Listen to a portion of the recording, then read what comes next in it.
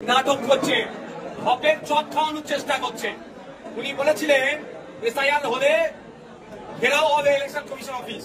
তারপরে তিনি যে চা খেয়েছে, পানি খেয়েছে অফিস থেকে, আজকে গল্প শোনাচ্ছে প্রায় 90,000 অফিসার তৃণমূল কংগ্রেস পরিচালিত সরকারি এসআইআর দ্রুত করার জন্য দিচ্ছে, আর মানুষকে বোকা বানাচ্ছে। মানুষ অত বোকা নয়। এখন সরকারের কাজ কি ছিল? মানুষের কাছে পৌঁছে যাওয়া, মানুষকে বোঝানো অ্যাকচুয়ালটা কি। আতঙ্কের পরিবেশ তো এই তৃণমূল কংগ্রেস আর বিজেপি মিলে করেছে।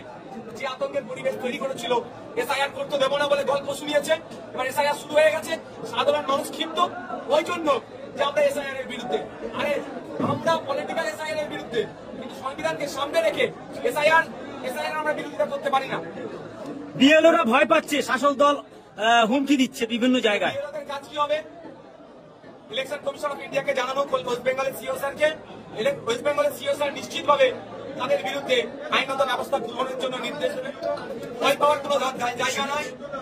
শুভেন্দু অধিকারী বলছে বাংলাদেশি একটাও ভোটার বাদ যাবে না ভারত থেকে, হিন্দু, বাংলাদেশি হিন্দু। তাহলে মুসলিমরা কি হবে? তাহলে প্রশ্ন আমার এটা, কথাই বলে থাকে শান্তনু বাবু তার মন্ত্রী থাকবে না, ওরা নতুন করে ইলেকশন করতে হবে। বিপ্লব বাবু আপনার যদি এখন ত্রিপুরায় হচ্ছে না, পশ্চিমবাংলা বিধানসভায় অনেক বিধায়ক আছে, সিট খালি হয়ে যাবে, নতুন করে বাই ইলেকশন করতে হবে নাকি? শুভেন্দু বাবু মানুষকে ভয় চাচ্ছে। আমরা শুভেন্দু বাবুকে স্পষ্ট ভাষায়, দার্থনিক ভাষায় বলতে চাই, কোন মতুয়া, কোন নবশূদ্র, কোন আদিবাসী, কোন দলিত, কোন মুসলিম বৈধ ভোটারকে যদি কেউ চক্রান্ত করে বাদ দেয়, ইন্ডিয়ান সেকুলার ফ্রন্ট তাদের পাশে থাকবে, তাদের বৈধতা প্রমাণের জন্য সর্বোচ্চ স্তরে লড়াই। শুভেন্দু বলছে 26-এ আজকে সারা রাজ্যে যখন 2002 সালের ভোটার লিস্ট ধরে এসআইআর শুরু, এই যে কুলপির বুকে দাঁড়িয়ে আপনি মিটিং করছেন, কুলপিতে 2002 এর কোন ভোটার লিস্ট নেই। আমি এসে তো অবাক হয়ে গেলাম। আমরা কোন রাজ্যে বসবাস করছি আর ইলেকশন কমিশনের ডিউটিটা কি?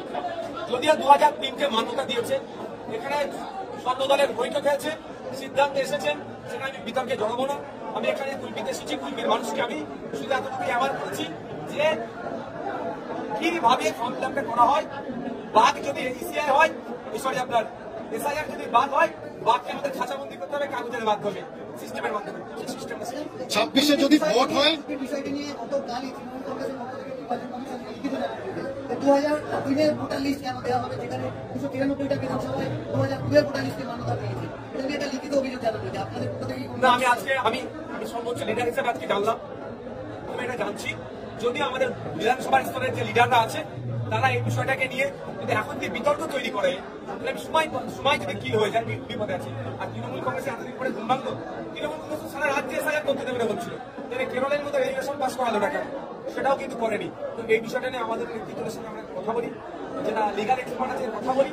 আমাদের কাজ একটাই, ইসিআই যে স্বচ্ছ ভোটার লিস্ট তৈরি করতে চাইছে, সেই ভোটার লিস্টে যাতে স্বচ্ছতা থাকে, কোনোভাবে অস্বচ্ছ না হয়, কোনো বৈধ ভোটার না বাদ পড়ে, তার জন্য আমরা এখন ব্যস্ত, তার জন্য আমরা চিন্তিত, তার জন্য আমরা কাজে লেগে আছি। গতকাল শুভেন্দু অধিকারী একের পর এক আতঙ্কে আত্মঘাতী হচ্ছে। দেখা গেছে আজকেও মুর্শিদাবাদের যে গান্ধী পৌরসভা রয়েছে, সেখানে মোহাম্মদ শেখ নামের এক যুবক 20কে আত্মঘাতী হয়েছে। গতকাল বা আজকেই ঘটনাজাত হয়েছে। আমি সাধারণ মানুষের উদ্দেশ্যে বলবো, অযথা অহেতু তৃণমূল কংগ্রেসের আর বিজেপির বাইনারি ট্যাবে আপনারা পড়বেন না। বিজেপি আর তৃণমূল মিলে মানুষকে আতঙ্কের সৃষ্টি করছে, পরে এটাকে বাইনারি পলিটিক্স করবে। 2026 সালে ভোটের বৈতরণী পার করবে। সিএ এনআরসি ছিল 2021-এর ভোট ধরা কল, 2026-এর ভোট ধরা কল হিসাবে ব্যবহার করতে চাইছে এসআইআর। আমি অনুরোধ করব, আপনার বাবার মা, দাদু, দাদি, এই 4 জনের কাগজ নতুন ভোটার লিস্ট কোথাও 2002-এর ভোটার লিস্টে যদি না থাকে, আপনারও অপশন আছে, আপনার ভোটাধিকার কেউ কেড়ে নিতে পারবে না। তার জন্য 3টে স্ল্যাব করেছে।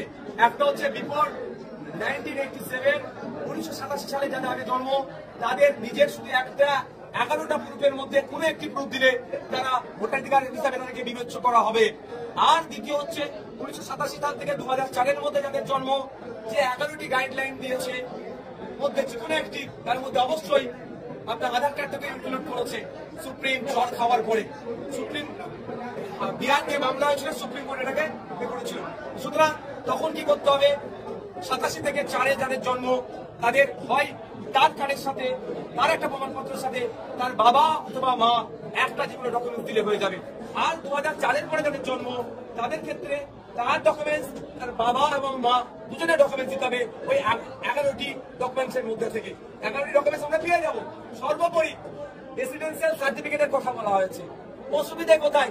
কেউ আতঙ্কিত হবেন না, কাউকে ডিসপান এই ধরনের কিচ্ছু করতে হবে না।